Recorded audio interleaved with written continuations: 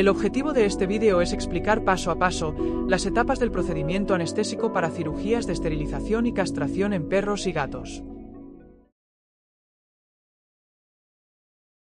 Antes de empezar, confirmamos el ayuno preoperatorio para evitar regurgitaciones, la historia clínica, la identidad del animal con un lector de microchip y el consentimiento informado. Y, muy importante, pesamos al animal. El peso es la base de todos nuestros cálculos de dosis farmacológicas. La exploración preanestésica nos permite clasificar al paciente según el sistema ASA. Evaluamos el estado general, auscultamos el sistema cardiorrespiratorio, medimos las constantes, frecuencia cardíaca y respiratoria, temperatura y tiempo de relleno capilar. También miramos los linfonodos, hacemos una palpación abdominal y evaluamos el estado de hidratación. Además del examen físico completo, hacemos una analítica básica u otras pruebas según las necesidades del animal para asignar el riesgo anestésico. La anestesia se divide en premedicación, inducción, mantenimiento y recuperación. Aunque existen protocolos estándares, la individualización es clave, especialmente en pacientes con patologías o geriátricos. La determinación del protocolo anestésico consiste en seleccionar y adaptar los fármacos según la especie, el estado fisiológico, el tipo de cirugía y la clasificación ASA del riesgo anestésico del animal. Por ejemplo, en este vídeo, para una ovariohisterectomía en una gata sana, usaremos desmedetomidina, ketamina y metadona para la premedicación, induciremos con propofol y usaremos isoflurano para el mantenimiento. Y, como analgésico, usaremos meloxicam. Una vez tenemos nuestro protocolo anestésico, toca sacar la calculadora. La desmedetomidina es un alfa-2 agonista que produce sedación, analgesia y relajación muscular. La ketamina es un antagonista NMDA, es un anestésico disociativo y da cierta analgesia.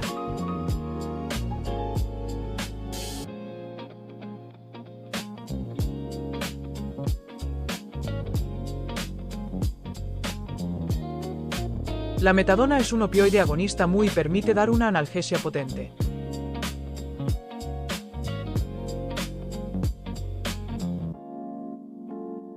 El propofol es un anestésico inyectable de acción rápida que causa depresión respiratoria y puede provocar apneas.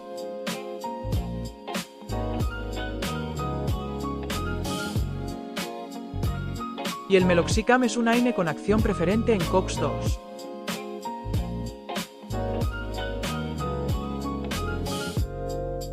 No nos olvidemos de calcular la fluidoterapia. Esto también lo adaptamos según el paciente y sus necesidades. Una vez lo hemos calculado todo, preparamos las jeringas. La premedicación es la fase que permite reducir el estrés, proporcionar analgesia inicial y disminuir la dosis de anestésicos necesarios para la inducción. Inyectamos la desmedetomidina, la ketamina y la metadona intramuscular. La premedicación tarda unos 10 a 15 minutos en hacer efecto. Una vez que el animal se duerme, mantiene los ojos abiertos, por lo que es fundamental aplicar Ocrigel para evitar que la córnea se reseque y se produzcan úlceras. Vamos a una de las habilidades clave, colocar el catéter intravenoso. El acceso venoso es imprescindible en anestesia para administrar fármacos y fluidos de forma rápida y segura. La vena más utilizada es la vena cefálica, en una extremidad anterior, aunque también se puede emplear la vena safena lateral en una extremidad posterior.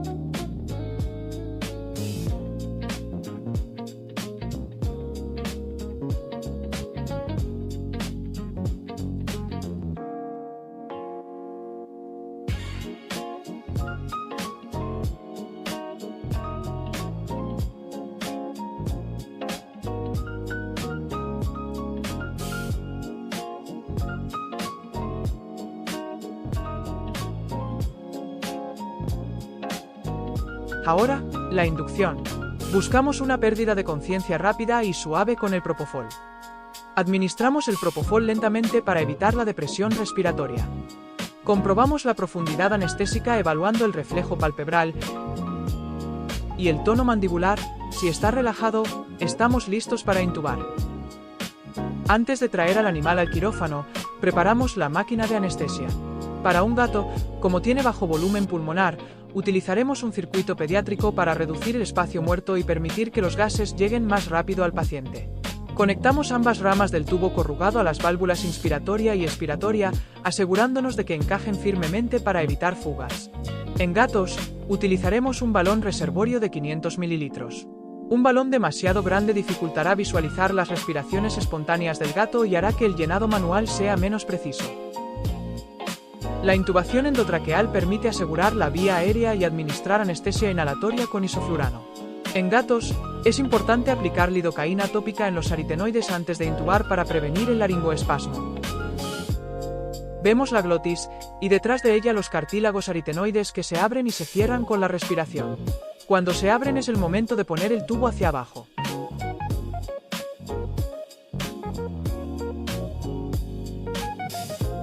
Seguidamente, encendemos la máquina de anestesia. Comprobamos el nivel de anestésico en el vaporizador. Abrimos la fuente de oxígeno y verificamos que la presión en el manómetro sea la adecuada. Se ata el tubo con una venda de gasa y se infla el neumobalón del tubo endotraqueal. Ahora, podemos conectar el animal intubado al sistema. Y lo primero en lo que debemos fijarnos es en la onda de capnografía de dióxido de carbono de final de la expiración, ETCO2. Una vez que el gato está bien intubado y conectado al circuito, abrimos el gas girando el dial del vaporizador de isoflurano. Configuramos la máquina específicamente para un gato, seleccionando el icono de nuevo paciente y paciente felino. Introducimos el peso del gato, en este caso 2,5 kilogramos. Esto es muy importante para que la máquina pueda preestablecer los volúmenes tidales y las alarmas de presión. Al mismo tiempo, colocamos los electrodos. Recuerda: rojo, extremidad anterior derecha; amarillo, extremidad anterior izquierda; verde, extremidad posterior izquierda. Para mejorar la conductividad se puede usar alcohol o un gel conductor. Configuramos la pantalla para ver la derivación 2, que suele dar la onda R más clara para que el monitor cuente bien los latidos, que en gatos pueden ser muy rápidos. Colocamos el sensor de saturación de oxígeno, SPO2, en la lengua. La luz va debajo. Un truco si no detecta bien es poner una gasa mojada entre medio. La curva debe ser rítmica y coincidir con el pulso del ECG.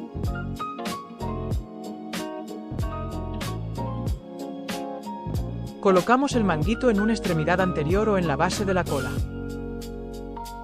Conectamos la sonda de temperatura y la introducimos vía esofágica o rectal.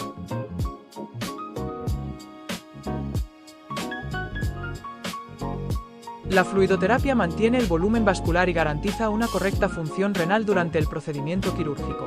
Es imprescindible realizar el purgado del sistema antes de conectarlo al catéter del gato para eliminar cualquier burbuja de aire. Lo mismo para la llave de 3 vías, también se ha purgado previamente. Conectamos y seleccionamos el modo flujo para introducir el volumen por hora que hemos calculado. E iniciamos la infusión. Para una buena monitorización de la anestesia, es importante evaluar periódicamente los parámetros claves para detectar alteraciones de forma precoz. Es fundamental conocer los parámetros fisiológicos para poder evaluar las posibles complicaciones que aparezcan. Para evaluar la circulación, miramos la frecuencia cardíaca, el ritmo cardíaco, ECG y la presión arterial. La bradicardia en gatos es especialmente peligrosa. En este caso, como el ECG parece muy irregular, primero comprobamos que los electros están bien puestos y luego volvemos a evaluar la frecuencia cardíaca y el ritmo. Si la bradicardia es clínica, se puede administrar atropina o glicopirrolato. Una taquicardia sostenida puede indicar dolor o hipovolemia. Valoramos el dolor, la profundidad anestésica y el volumen circulante. Si hay hipotensión, hay un riesgo elevado de lesión renal aguda y mala perfusión tisular. En este caso, reducimos la profundidad anestésica, administramos un bolo de fluidoterapia, tratamos la bradicardia y consideramos vasopresores como la dopamina o la dobutamina. Para la oxigenación, evaluamos la SPO2. Si el valor es inferior a 90% hay hipoxemia, por lo que hay riesgo inmediato para órganos vitales. En este caso, revisamos la sonda, administramos oxígeno al 100%, comprobamos la vía aérea, aspiramos secreciones y valoramos la ventilación asistida. La frecuencia respiratoria es un indicador inespecífico, por lo que siempre se evalúa junto con el CO2. En caso de hipoventilación o hiperventilación, ajustamos la ventilación, manual o automática, reducimos la anestesia, comprobamos el circuito, el tubo endotraqueal y ajustamos el plano anestésico. ¿Y la temperatura? La hipotermia es muy frecuente en cirugía en gatos. Debemos monitorizarla y usar sistemas de calentamiento con mantas térmicas o fluidos templados. La recuperación también es una fase importante del procedimiento anestésico, ya que se debe reducir progresivamente la anestesia inhalatoria para que el paciente recupere la respiración espontánea. Por ello, disminuimos las respiraciones por minuto. No estubamos hasta que el paciente recupera el reflejo de deglución. Una vez los reflejos recuperados, desinflamos el neumo del tubo endotraqueal y estubamos. Algunos fármacos como la desmedetomidina se pueden revertir, en este caso con atipamezol. La monitorización, especialmente la temperatura y el estado mental, debe continuar hasta que el animal esté plenamente consciente.